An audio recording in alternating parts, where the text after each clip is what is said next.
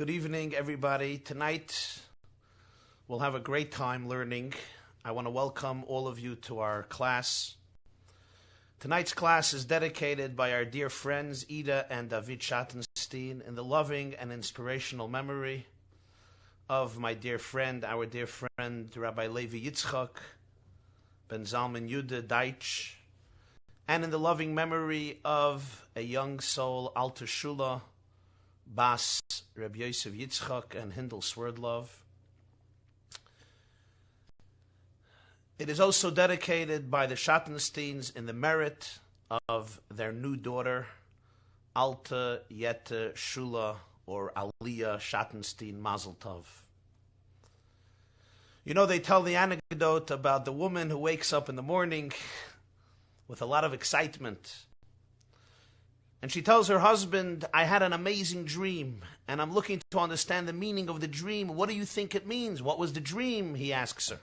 The dream was that I received as a gift an extraordinarily exquisite diamond necklace.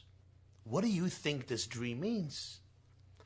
And the husband tells her, by the time evening arrives, you will understand the meaning of the dream. The woman is overwhelmed from emotion. All day she can't think about anything but anticipate that great moment. Indeed, evening arrives, and she hears the key in the door. With bated breath and eager anticipation, she waits for her husband's entrance into the house. Indeed, he's holding a package. He gives her the package.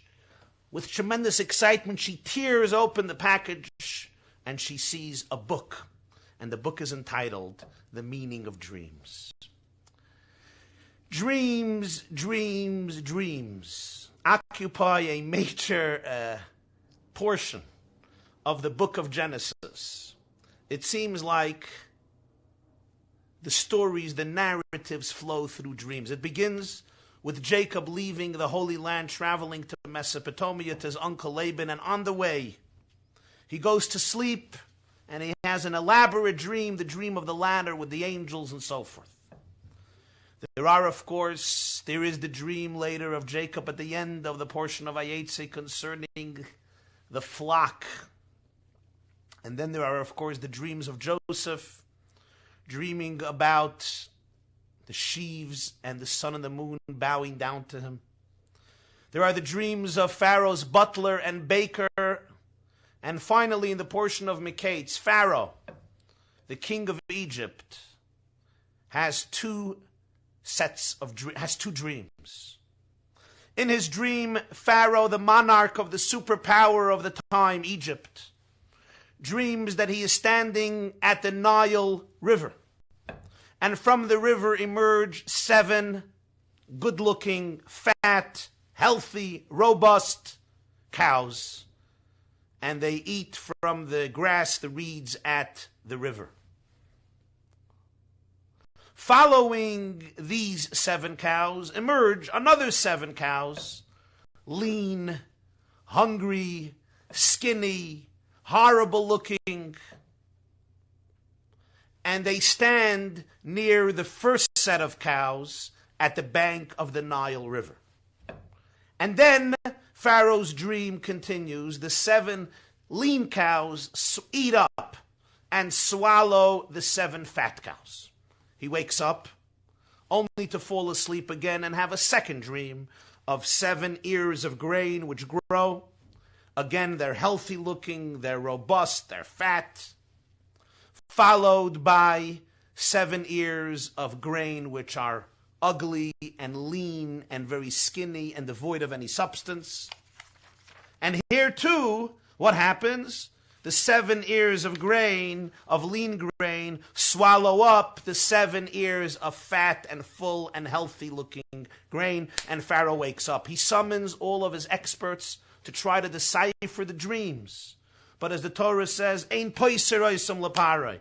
No one can give an adequate and decent, pleasing interpretation of these dreams to Pharaoh until the butler reminds himself about a Hebrew slave, Joseph.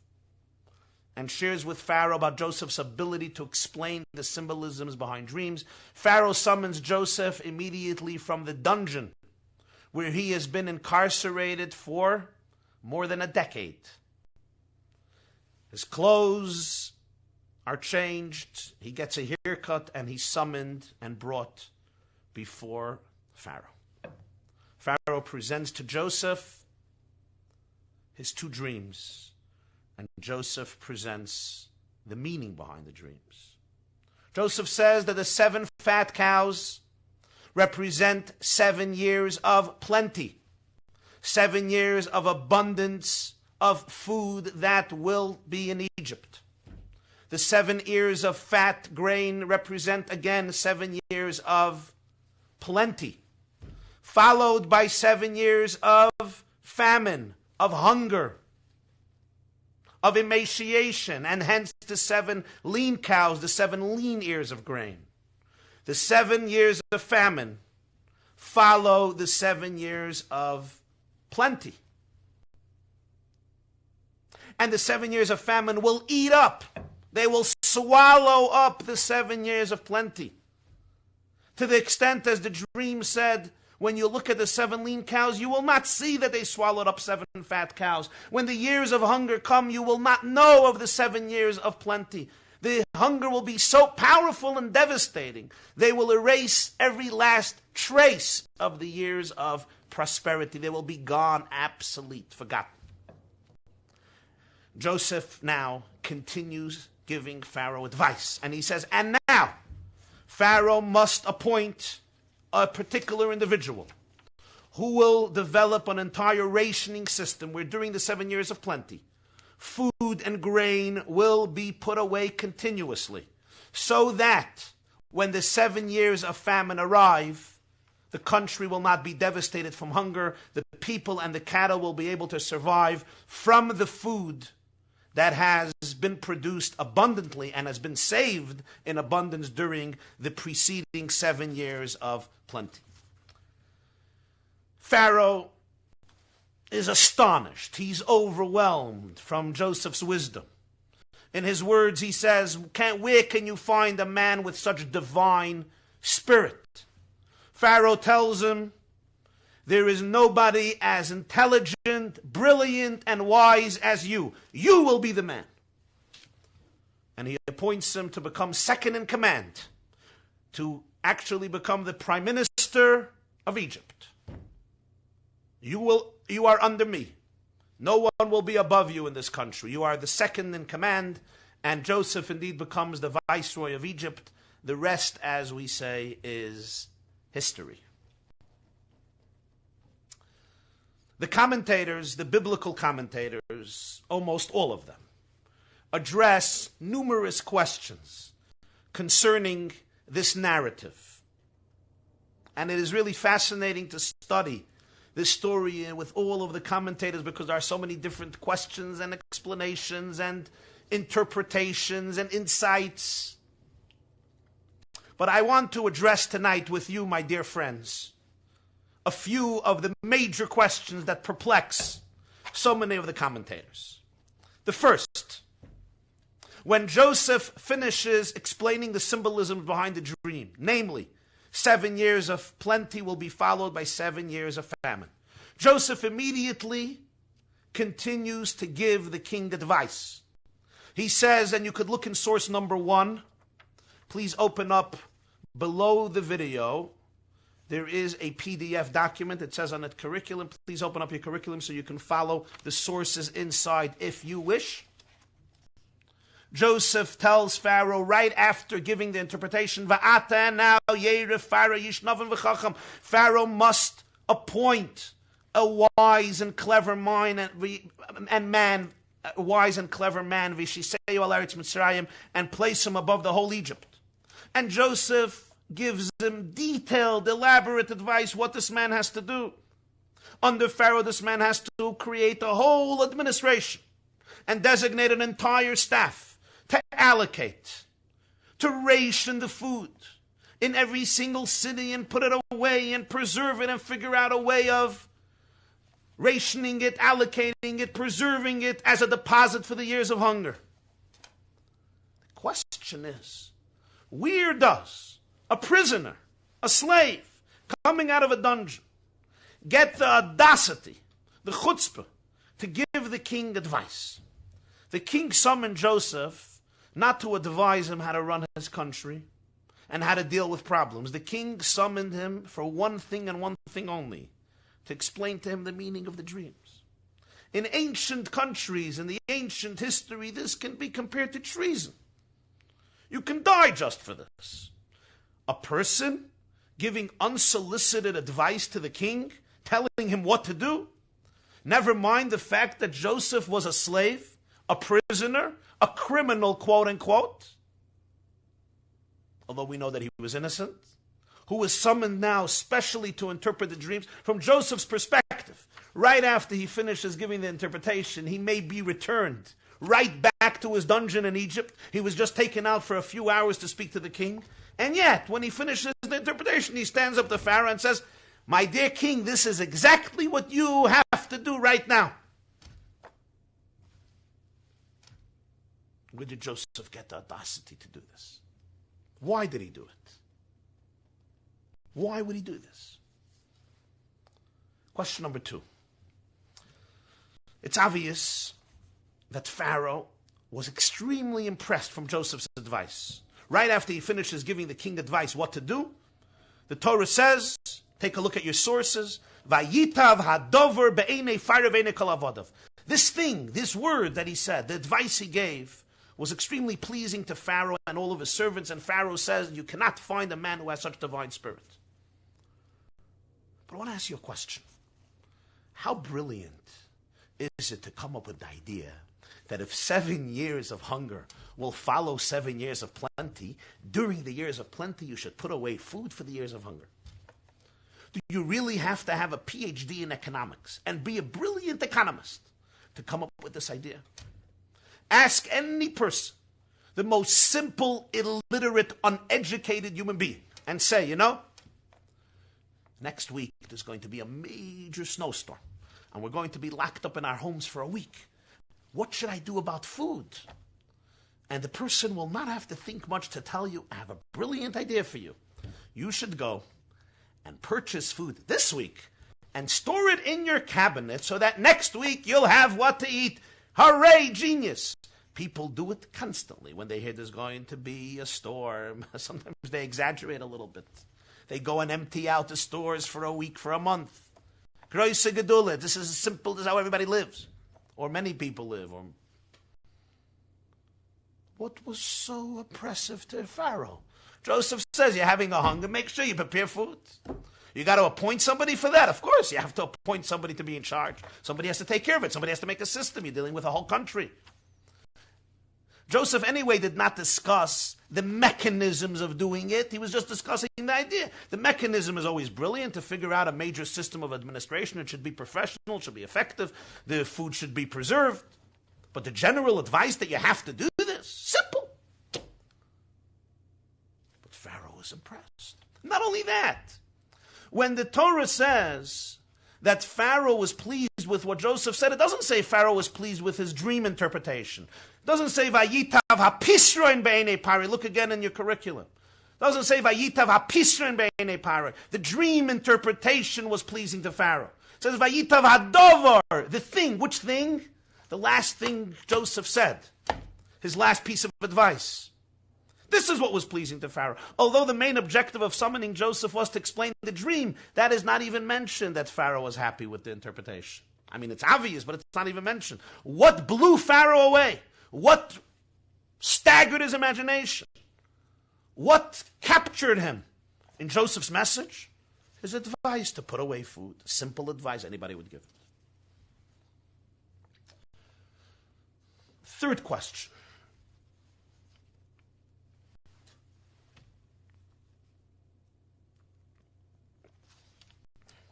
It's obvious that Pharaoh loved Joseph's interpretation.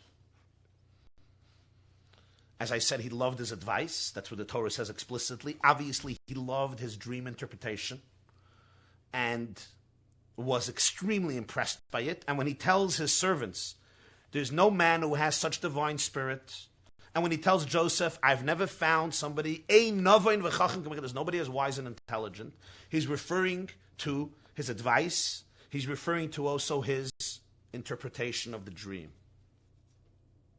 In fact, none of Pharaoh's dream experts can come up with this interpretation. But let's understand, what was so novel and unique about Joseph's interpretation? Isn't this actually the simplest and most direct explanation of the dream?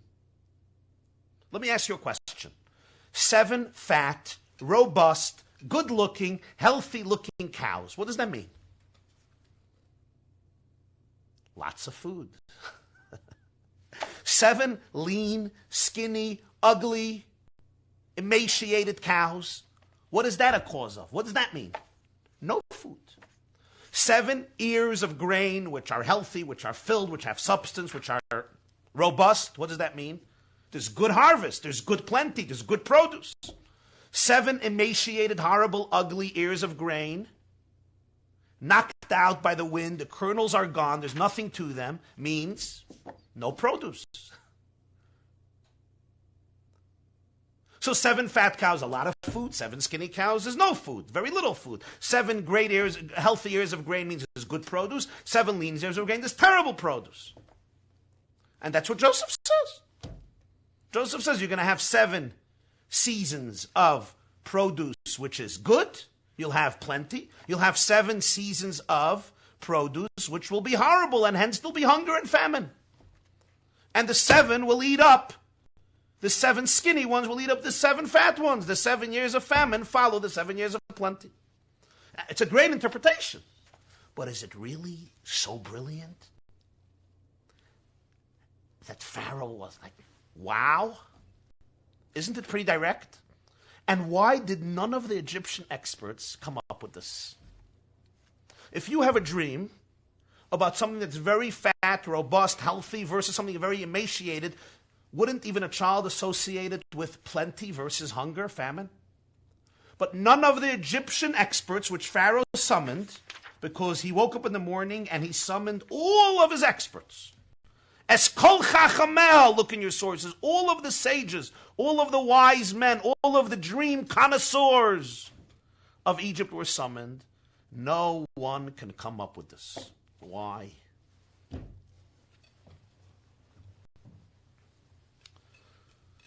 What is even more perplexing, my dear friends, is they did come up with interpretations. It's not that they said we don't know what it means. They did give Pharaoh different insights into his dream. But the explanations they came up with are so far-fetched. And that's what seems so absurd. Why did they neglect and abandon the most direct, simple interpretation that it's referring to a prediction of famine and hunger, and gave other weird predictions completely alien to the substance and the chemistry of his dream? And let me discuss 2 of their interpretations. If you'll take a look at your sources in your curriculum, the Torah says that Pharaoh summoned all of the experts of Egypt, and he told them his dream, Ve'ein poiser oisam lepara. None of them can give an adequate interpretation to Pharaoh. Says Rashi. Rashi is the most basic biblical commentator, authored by the 11th century great French sage, Rabbi Shlomo Yitzchaki. What does Rashi say? Ve'ein poiser oisam lepara. Poisrim hayu oisam. They were explaining the dreams. Avaloi lepara. But their dreams were not reaching Pharaoh. They were not entering his ears. In other words, the Torah doesn't just say no one was interpreting them. The Torah says no one was interpreting them for Pharaoh. They were giving different interpretations. But for Pharaoh, these explanations were simply not working. He did not like what they said. What did they say? So Rashi says, Shahayu oimrim, they told him, Sheva bonos ata moilid, Sheva bonos ata koiver. You will give birth to 7 daughters. You will bury 7 daughters.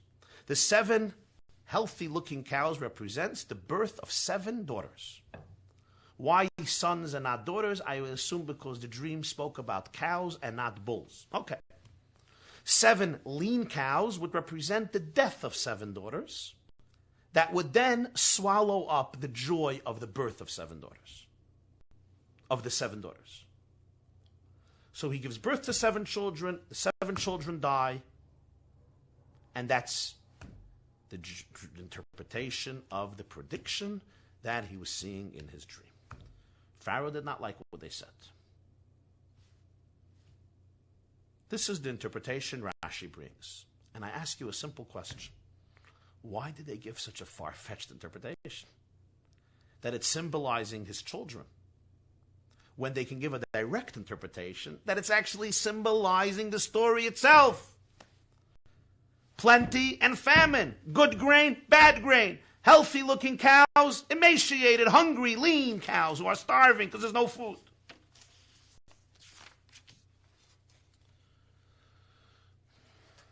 We're going to explain all of this by prefacing one last question.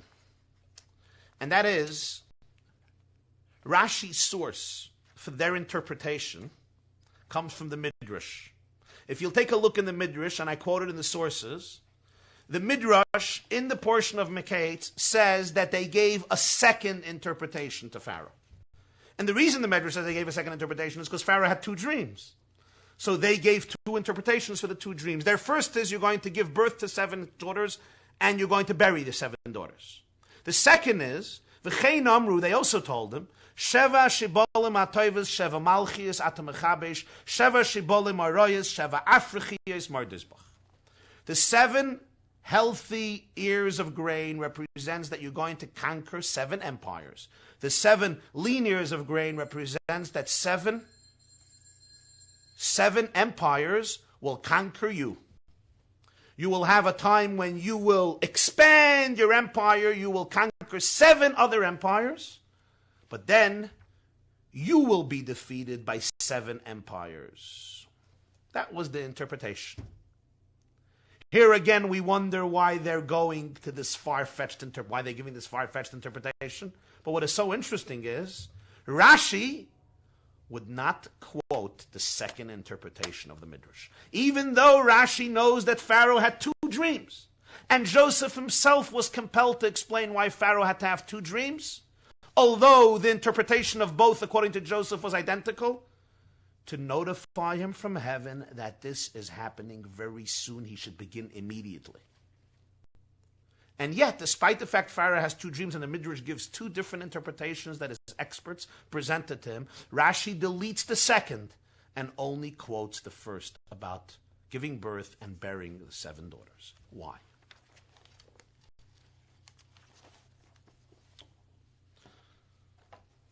Tonight, I'm going to share with you one perspective, one explanation, one insight.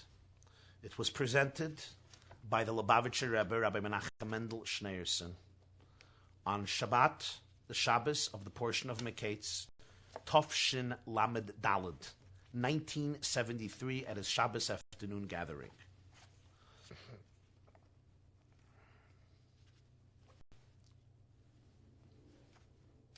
Based on the perspective of how Rashi seems to be explaining the story.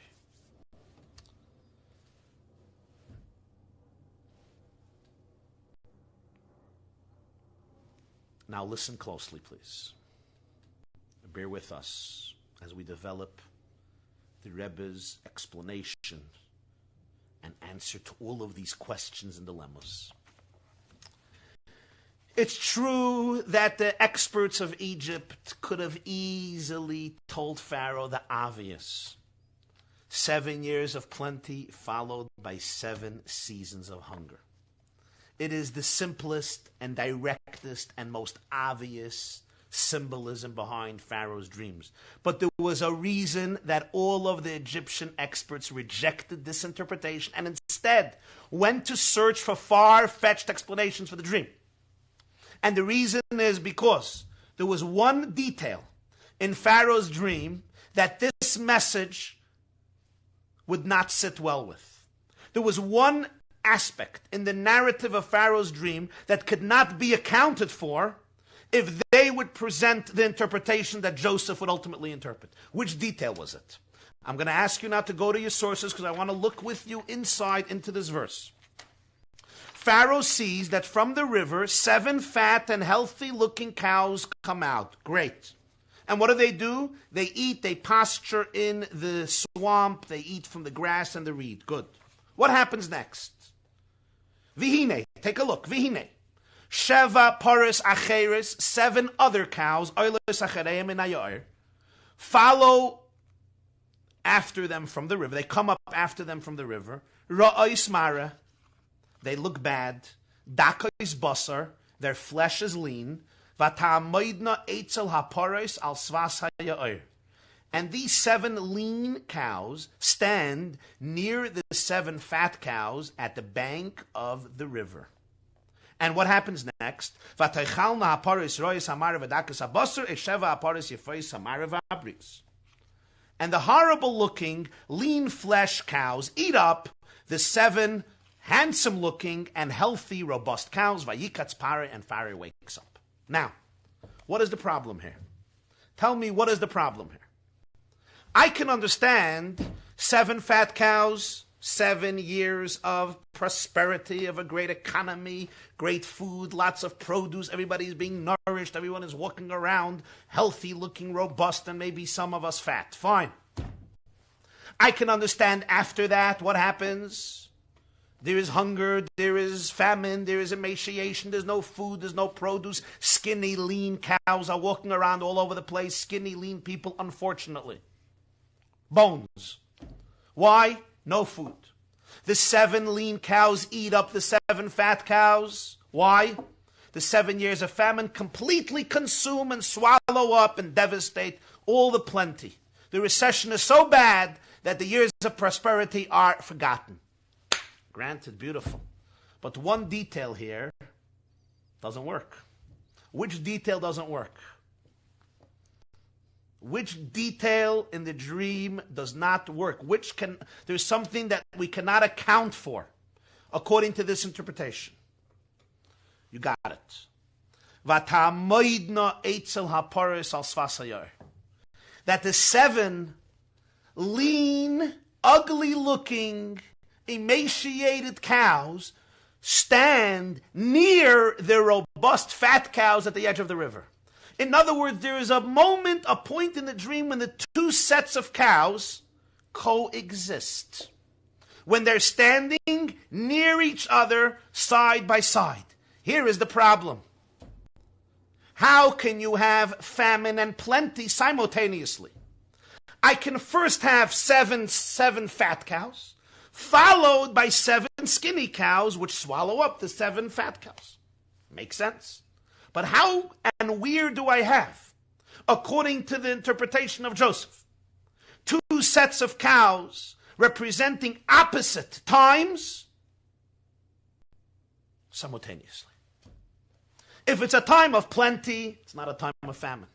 If it's a time of famine, it's not a time of plenty. Joseph would not say that part of Egypt was plentiful and part of Egypt was suffering from hunger. There were classes. There were the rich and there were the poor. There were people who had what to eat and people who didn't have what to eat. No. The interpretation here is going to be 7 years of plenty for the whole country and 7 years of famine for the whole country. 7 years of famine must follow 7 years of plenty. They cannot coexist with them. If it's a time of hunger, it's not a time of prosperity. If it's a time of prosperity, it's not a time of hunger. And this is why the experts of Egypt rejected the most straightforward interpretation. And they came up with a far-fetched interpretation. Which one? So Rashi tells us which one. And by telling us which one, he explains to us and shows to us what was perturbing them about the direct interpretation. What was their explanation for the dream? You're going to give birth to 7 daughters. You're going to bury 7 daughters. Now here is the meticulousness of his words. Now look at your sources for this Rashi. Rashi says, Sheva bonos ata moilid, Sheva bonos ata koiver. Grammatically, there is a redundancy here. What should have it said? Sheva bonos ata moilid. You will give birth to 7 daughters. Va'oisan ata koiver. And it is they you will bury. He doesn't say that. He says 7 daughters you will give birth to, and 7 daughters you will bury. Because what Rashi means is that what they told Pharaoh was, it won't be the same daughters. In the olden days, especially a king, especially an Egyptian king, can have not one wife and not two wives, but dozens and dozens and dozens of wives and concubines, and hence different wives and concubines can give birth at the same time. When they said you're going to give birth to 7 daughters and you're going to bury 7 daughters, what they meant is it's not going to be the same daughters that are born or the same daughters that die. The interpretation of the dream interpreters of Pharaoh in Egypt was, you're going to give birth to 7 daughters from 7 wives. At the same time, another 7 daughters will die. What do they gain from this? Now they understand the coexistence of the 2 sets of cows. That's why they neglected the simple interpretation. And they went to search for a far-fetched interpretation about children being born and dying. Because what they was perturbing them was, how do we have the 2 sets of cows together? That didn't make sense. Either it's hunger or it's plenty. Either there's money or there's no money. Either there's food or there's no food. But you can't have, besides in quantum mechanics, you can't have simultaneously food and no food. Plenty and famine. Prosperity and hunger. You're fat and you're skinny. You have lots of food and you have no food. You're healthy and you're sick. You're handsome and you're ugly. Doesn't work. But according to their interpretation, you can have it in one time. How many children does Osama bin Laden have?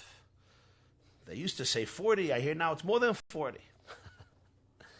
Pharaohs didn't have a problem with this. Remember also that he's the king of Egypt. Generally, in ancient times with polygamy, this was not unnatural.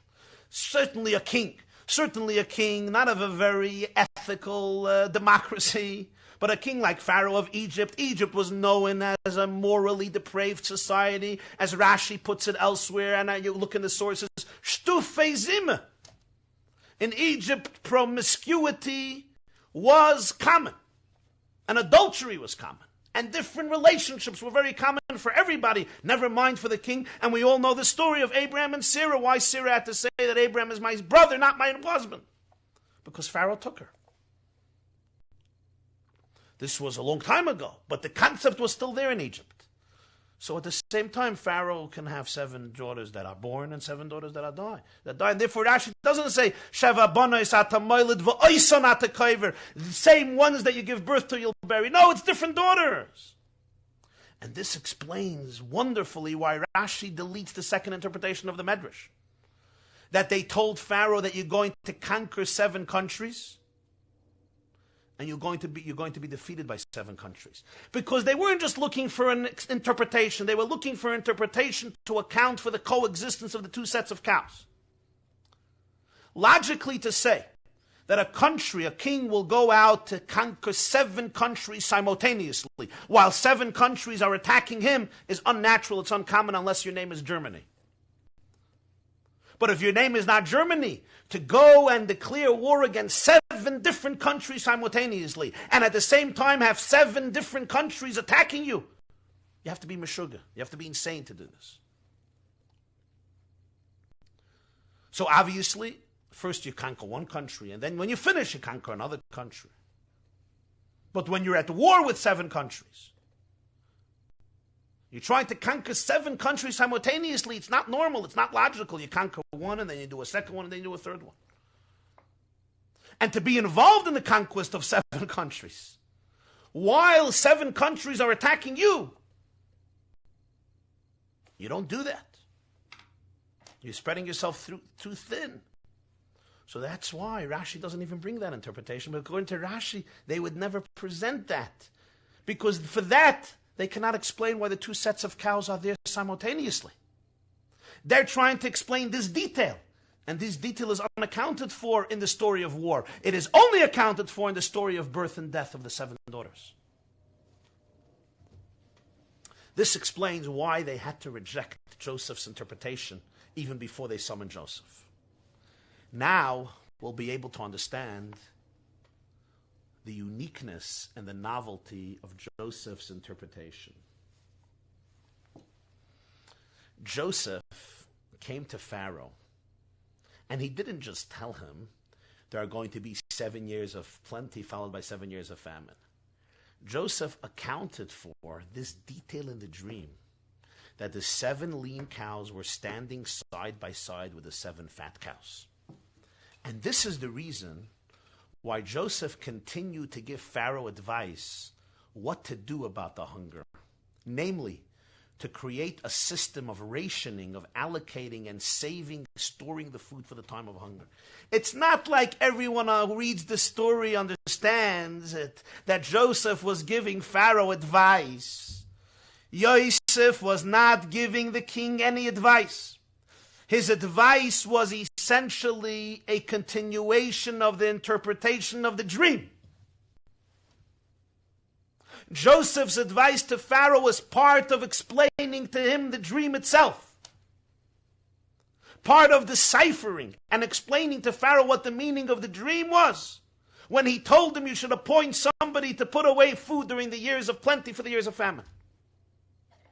Because this is how Joseph understood the meaning of the 2 sets of cows coexisting simultaneously. We asked a great question. It's not possible. 7 years of famine are follow the 7 years of plenty. 7 years of plenty precede the 7 years of famine. They can't coexist. Came Joseph and showed Pharaoh how the 2 sets of cows can coexist. How? If during the years of plenty you're preparing for the years of famine, then in your consciousness, in your mindset, you're acting as though the famine is here. If during the years of plenty, every single day, you're putting away food, why are you putting away food? You're not finishing all the food on your plate. You're not finishing all this food in your storehouse. Why? Because you know that soon will be 7 years of famine. So during the years of plenty, the consciousness of the famine is present in your life. You're thinking about it. You're cognizant of it, you're aware of it, and you're behaving in a certain way because of it. Which means, during the years of plenty, you already have, to a certain degree, the years of famine. Although they're not here practically and pragmatically, but in your mind they're here. You're preparing for it, you're cognizant of it, and every single day you're putting away part of the food that's on your table. Why are you putting away food? Why aren't you consuming it? Why are you saving up? Because in your consciousness and your mind, you're aware famine is coming, and it's creating a certain type of behavior. So the 7 lean cows are there simultaneously with the 7 fat cows. But because even during the fat and plenty years, there is a consciousness of the hunger that's there to the extent that you're acting in a certain way based on it. Conversely, if during the 7 years of plenty you put away food for the years of famine, so now when the years of famine come, you still have the 7 fat cows, because every single day you're nourishing yourself, you're nourishing your children, you're nourishing your cattle. How? You're gleaning from the years of plenty. So the 7 fat cows are still here, although they're not here because now there's hunger, and the hunger is devastating, and it consumed the years of plenty, and there's no trace of the plenty. But because you strategize, then you ration, then you put away food for the years of famine, so during the years of famine, you still have the years of plenty. You're still enjoying them, you're still celebrating them, you still have them because you're eating from them. So when Joseph was giving Pharaoh advice, he wasn't giving him unsolicited advice. You called Joseph to explain to you a dream, and suddenly Joseph tells the king what to do. Joseph would never have the idea or the chutzpah to tell the king what to do. Joseph was continuing to explain the meaning of the dream. The dream was not only telling Pharaoh there's going to be famine after plenty. Prepare for, there's going to be 7 years of prosperity followed by 7 years of hunger. That's not the dream. That's one part of the dream. The dream is telling you something else. Pharaoh, prepare during the years of plenty for the years of famine. Appoint somebody. Where does the dream say that? The 2 cows are the 2 sets of cows are there simultaneously. How can both years, how can the 14 years exist simultaneously? If during the years of plenty you prepare continuously for the years of famine, then both sets of years exist simultaneously. In the years of plenty, you have the consciousness of famine, and in the years of famine, you have the harvest of plenty. This then is what impressed Pharaoh so deeply? Number one, that Joseph can account for that inexplicable detail of the dream. Number two, and even more, what impressed Pharaoh so deeply is that Joseph showed him that the dream did not only contain the problem, the dream also contained the solution. It's easy to show the dreams that tell us of a pending crisis. It's easy to share the problem. What Joseph showed Pharaoh was that in his dream was contained also the solution to the problem. Joseph showed that the dream did not only tell him what God is going to do, the dream was also telling him what he is supposed to do, what Pharaoh is supposed to do, how he can be proactive and deal with the pending challenge, that when the challenge comes, he has all the abilities and resources to deal with it. And when Pharaoh sees that the interpretation of Joseph also contains the remedy, the solution, in addition for him accounting for that detail that drove Pharaoh insane, when Pharaoh sees that, he says, Ein noven v'chacham kamaycha. There is nobody as wise and as intelligent as you, and he appoints him to become the Prime Minister of Egypt.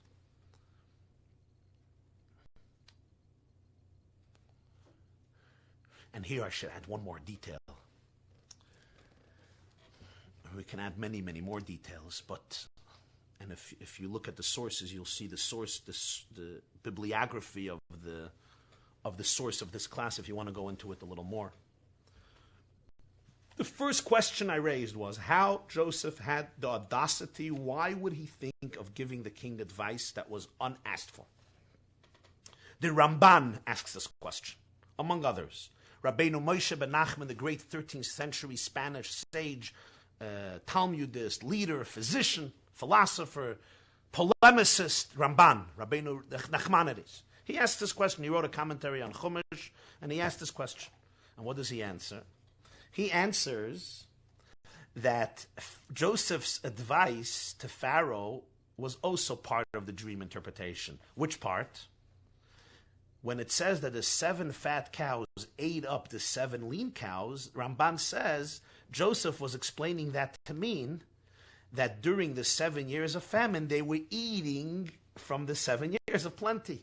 That's the meaning of the 7 skinny cows ate up the 7 fat cows, which means that they ate them. They ate them, that during the lean years, they were eating the fat years. They were eating from the fat cows. That's how the Ramban explains why Joseph gave Pharaoh advice, because the advice was part of the dream. However, according to Rashi, it is impossible to answer that. Why is it impossible to answer that? Because Rashi tells us,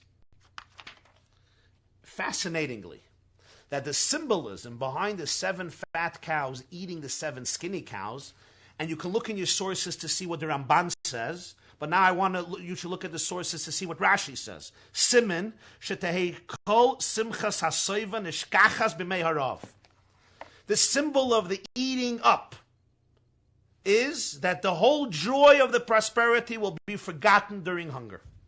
In other words, according to Rashi, the meaning of the fat cows eating the skinny cows is not like the Ramban says.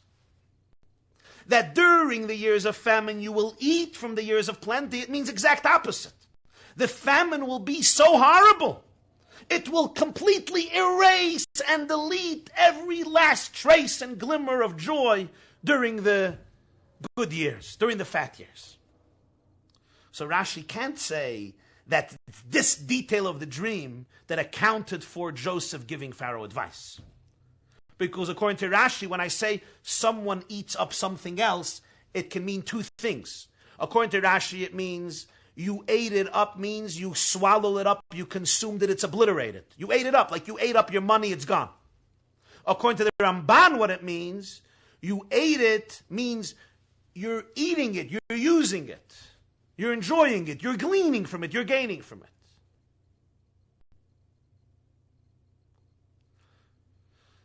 According to Rashi, therefore, the Rebbe says, the Lubavitcher Rebbe explained, Joseph's advice to Pharaoh came from another detail. Which detail?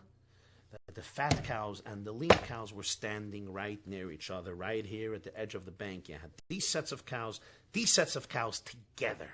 How can they both be together? Only, as we explained, if during the years of plenty, you are actively focused on preparing for the years of famine. The years of famine are in your mind, in your heart, and in your behavior during the years of plenty. Both sets of cows coexist. One more detail to emphasize before we get to the psychological and spiritual dimension. The Ramban emphasizes that there are some differences between the way Pharaoh has the dream in the Torah's record and the way he gives over the dream to Joseph. And the Ramban says that we don't have to be worried about these differences because Pharaoh told Joseph everything that he saw. It's just the Torah doesn't repeat everything. Others, I should say, have a different interpretation, a different perspective, but this is the Ramban's perspective. It's so important to emphasize this because the detail of the two sets of cows standing near each other simultaneously, Pharaoh, we don't have recorded in the Torah that Pharaoh told that to Joseph. It does say it in the original dream, that Pharaoh dreamed that the two sets of cows were there with each other. But it does not say it when Pharaoh repeats to Joseph the dream. According to the above, this would be problematic because this was Joseph's genius. It was this detail that Joseph accounted for. But again, the Ramban says that whatever happened, Pharaoh repeated it. It's just the Torah doesn't concern itself with repeating every detail. Perhaps we can add an idea that Pharaoh was listening to what the experts were saying. They were all trying to account for this detail, which he told them because they had to account for it. But none of their accounts were satisfactory because they didn't work. The two sets of cows coexisting simply did not work in the different interpretations.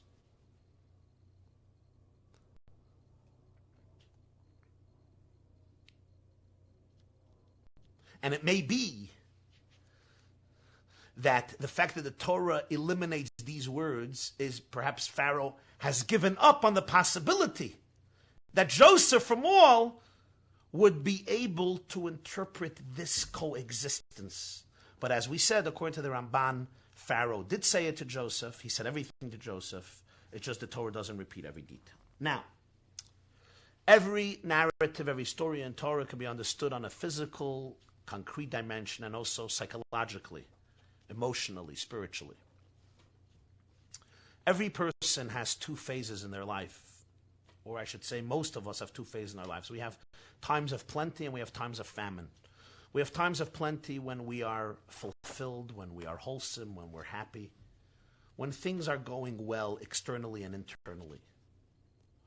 But unfortunately, life also brings with it times of famine, times of pain, times of challenge, times of difficulty, times of agony, and times of starvation on different levels. It may be, of course, financially, emotionally, psychologically, and spiritually.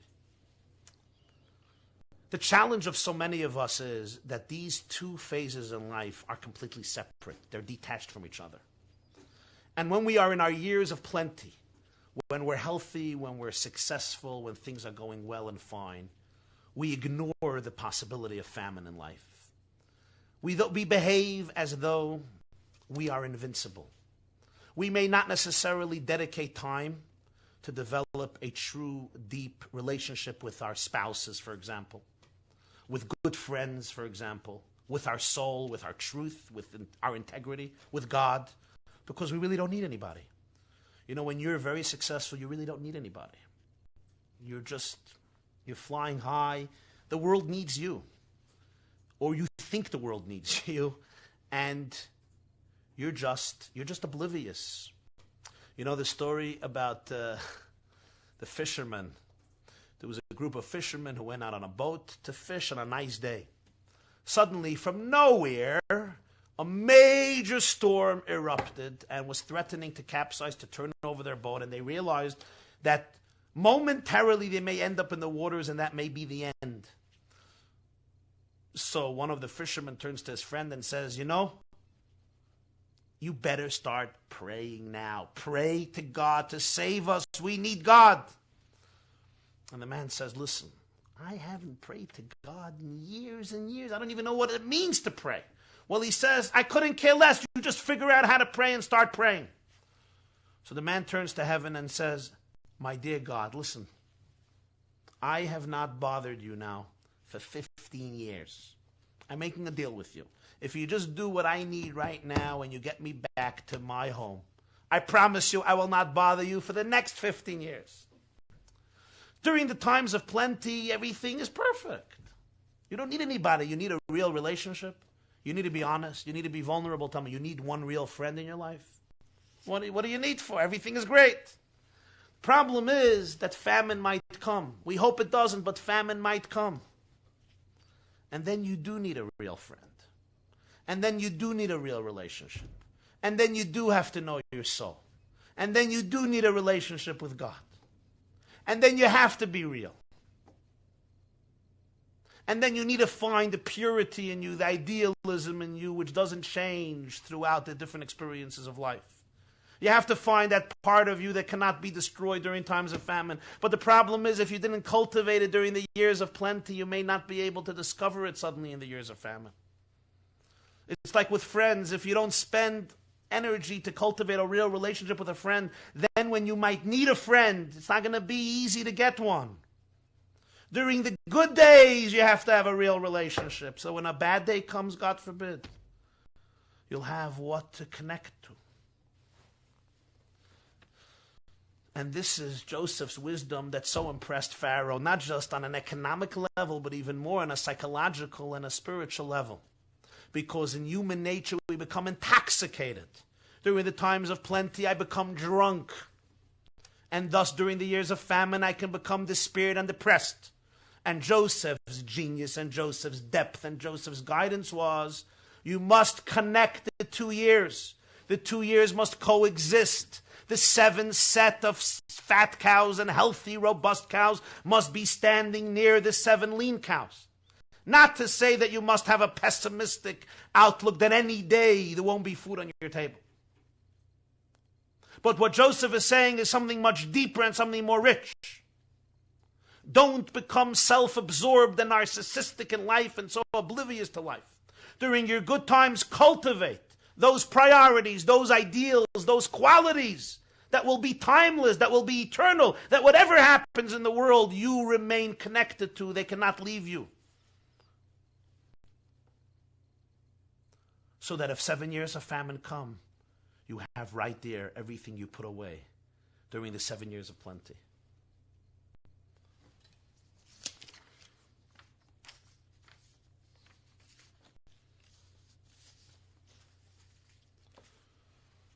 It's been said one of the reasons why during a marriage under the chuppah, the groom breaks a glass. He screams, Mazel Tov. And the reason he breaks the glass is what's known as Zeichel Churban. We remember during times of joy, we remember the destruction.